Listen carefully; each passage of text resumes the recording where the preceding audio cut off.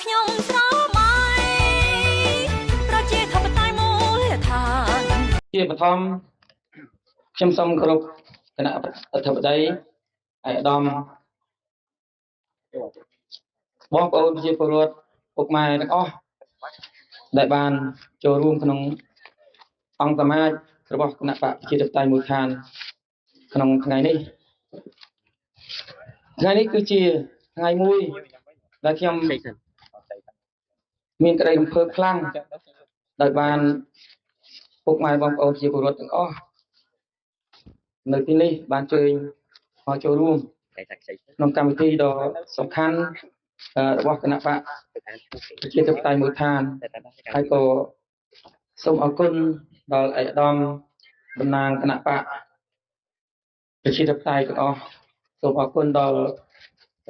គណៈអធិបតីដែលបានចូលរួមនេះដែរអង្គសភាយើងថ្ងៃនេះគឺជាជំហានមួយសម្រាប់គណៈបកប្រជាធិបតេយ្យមូលដ្ឋានក៏ដូចជាគណៈបកប្រជាធិបតេយ្យផ្សេងទៀតយើងបង្ហាញចំហថាយើងទាំងអស់គ្នាសិតតែជាគណៈបកដែលចង់បានប្រជាធិបតេយ្យចង់បានយុត្តិធម៌សង្គមចង់បានការអភិវឌ្ឍជាពិសេសប្រជាពលរដ្ឋយើងស្ទើរតែទូទាំងប្រទេសនេះចង់បាន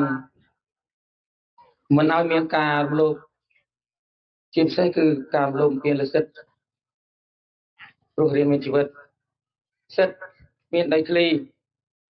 ដែលដីធ្លីគឺជាជីវិតរបស់ប្រជាពលរដ្ឋយើងអញ្ចឹងគណៈបកដែលយើងបង្កើតឡើងមកនេះគឺដើម្បីដឹកនាំកសាងនៅប្រជាធិបតេយ្យកសាងប្រជាធិបតេយ្យបង្កើតសហគមន៍ក៏ដូចជាប្រទេសរបស់យើងឲ្យមានយុត្តិធម៌ហើយដើម្បីកាត់បន្ថយនៅរាល់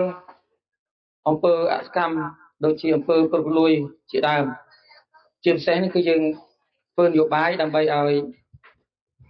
ប្រជាពលរដ្ឋទទួលបាននៅសេវាល្អពីមន្ត្រី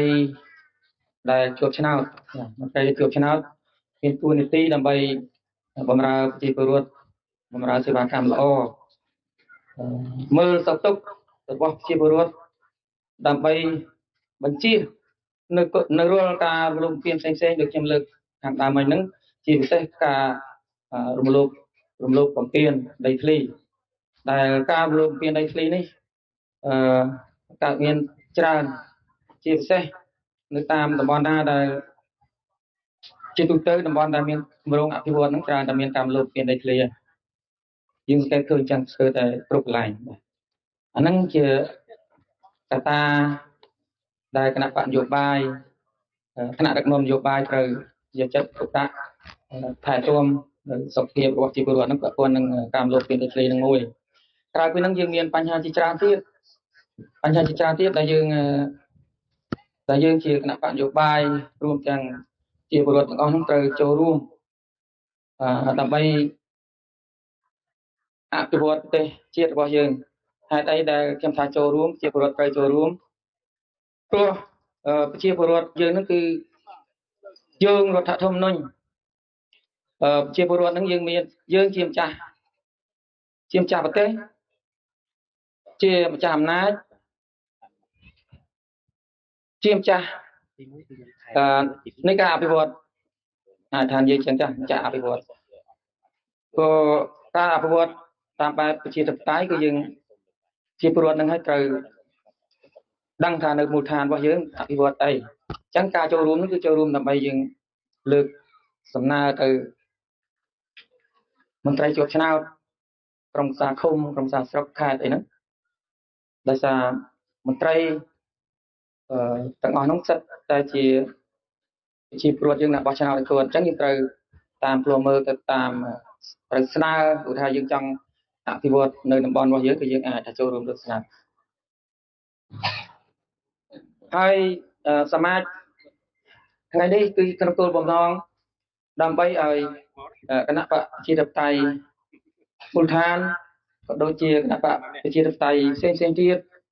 អាចរួបរวมគ្នាសាមគ្គីគ្នាទៅថ្ងៃអនាគតដើម្បីយើងស្រស់ស្រួលគ្នាបាទស្រស់ស្រួលគ្នាធ្វើការអភិវឌ្ឍប្រទេសជាតិយើងជាពិសេសចំណុចបញ្ហាដែលសំខាន់ជំហានដំបូងដែលយើងត្រូវធ្វើនោះគឺធ្វើម៉េចឲ្យមានការ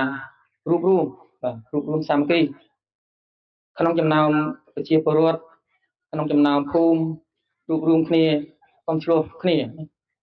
បើកាលណាព្រោះថាកាលណាយើងមាន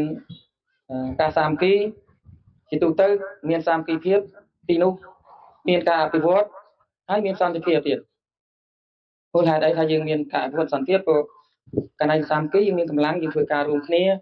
ហើយយើងអត់មានពេលឆ្លោះគ្នាព្រោះយើងធ្វើការដើម្បីឆ្ពោះទៅរកគោលដៅអភិវឌ្ឍហើយ